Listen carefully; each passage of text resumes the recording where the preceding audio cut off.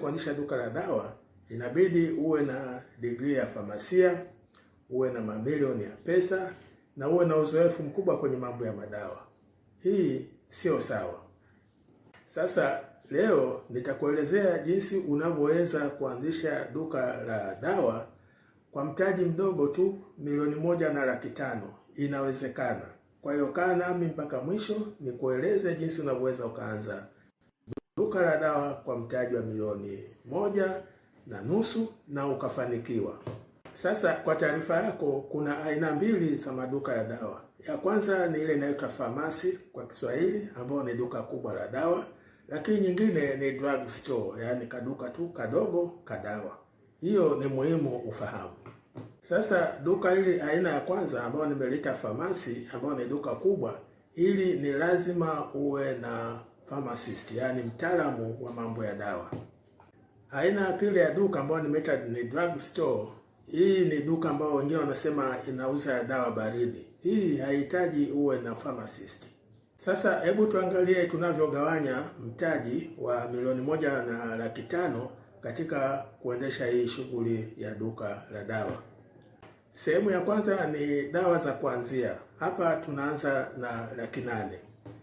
Sasa tunaanza na dawa za kwanza, ambapo hapa tumeweka mtaji wa 800,000. Hii ndio sehemu kubwa zaidi na muhimu zaidi. Nunua dawa zenye mauzo ya haraka, yani fast moving items za kweli, kama vile Panadol, dawa za malaria, AL tablets na quinini, dawa za mafua na kikohozi. Nyingine ni dawa za minyoo, aspirin, vitamin C, plaster na kadhalika. Hizi dawa zinauzika haraka sana. Sehemu ya pili ni samani na vifaa mbalimbali. Hapa tunakwenda na 400,000. Sehemu ya pili ni samani ya vifaa, na hapa tunaweka mtaji wa 400,000. Huhitaji duka la kifahari. Unahitaji shelfu nzuri 1 au 2 za kuonyesha duka au dawa vizuri. Weka meza ndogo na kiti cha kufanyia kazi na friji ndogo kwa ajili ya dawa zinazohitaji baridi. Sehemu ya tatu ni leseni pamoja na usajili. Hapa zinatoka 200,000. Najua utaniuliza, Mr. Mwambola, naweza kuanza bila leseni? Jibu ni hapana. Usipuuze hili hata siku moja. Biashara ya dawa bila leseni ni hatari kwa afya ya wateja wako na kwa biashara yako yenyewe. Utahitaji leseni ya biashara kutoka halmashauri yako pamoja na usajili sahihi. Hizi zinagharimu kati ya 200,000 hadi 300,000. Sehemu ya 4 ni kodi ya mahali pale utakapofanya biashara, yaani kodi ya pango. Sasa kuhusu kodi ya pango pale utakapofanyia biashara, tumeweka kama 100,000 hivi. Hiyo tunachukulia kuwa ni sehemu ya mtaa tu ya kawaida au hata kijijini, sio mahali ambapo ni katikati ya mji. Sasa kuhusu mtaji ni kama ifuatavyo. Sasa kama unavyoona kwenye skrini, budget itakuwa dawa ni 800,000, samani 400,000, leseni 200,000, kodi ya pango 100,000 na jumla inakuwa milioni 1.5. Sasa ngoja nikueleze siri ya kufanya vizuri kwenye hii biashara. Muhimu sana ni location, yaani mahali utakapofanyia biashara. Sasa siri ya kupata faida ni jinsi unavyochagua location, yaani sehemu utakapofanyia biashara. Biashara ya duka la dawa inafanikiwa sana au inashindwa kulingana na location uliochagua. Kuna wengine wanaamua kufungua pharmacy karibu na hospitali kubwa. Hilo ni kosa. Karibu na hospitali kubwa ushindani ni mkubwa. Maduka ya dawa yanakuwa ni mengi na bei zinapingana. Badala yake tafuta mtaa au kijiji chenye zahanati au dispensary. Sasa watu wanaambiwa wanunue dawa zahanati. Wakikosa hapo wanakufuata wewe. Unakuwa jibu lao la karibu. Sasa kabla tujaendelea, nina wito. Naomba ubonyeze hicho kibatani cha subscribe, pia bonyeza kibatani cha like, na mwisho kabisa bonyeza kibatani cha share ili wenzio waweze kuiona hiki kipindi ambacho sasa hivi kiko hewani.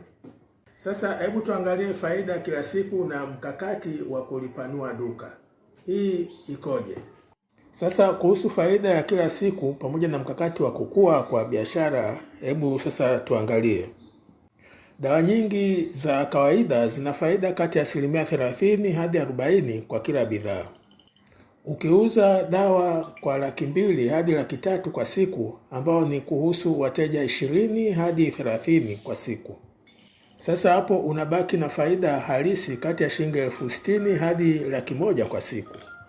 Sasa hii ina maana kuwa katika mwezi ambapo hakuna siku za mapumziko, unaweza kukusanya kati ya shilingi milioni 2.1 hadi milioni 3.15 kwa mwezi kama faida, kama inavyoonekana kwenye picha hapo kwenye skrini.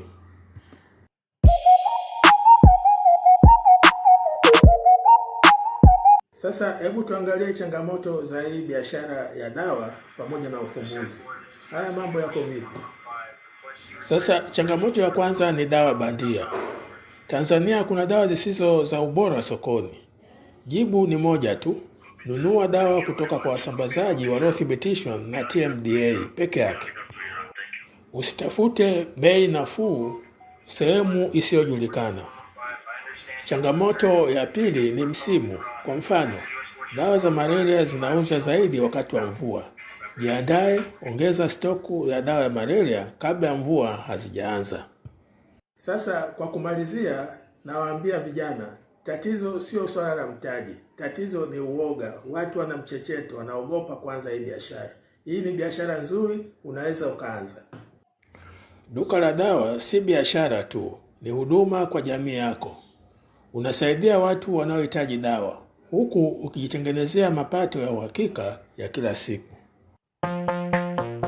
Kuanzisha biashara.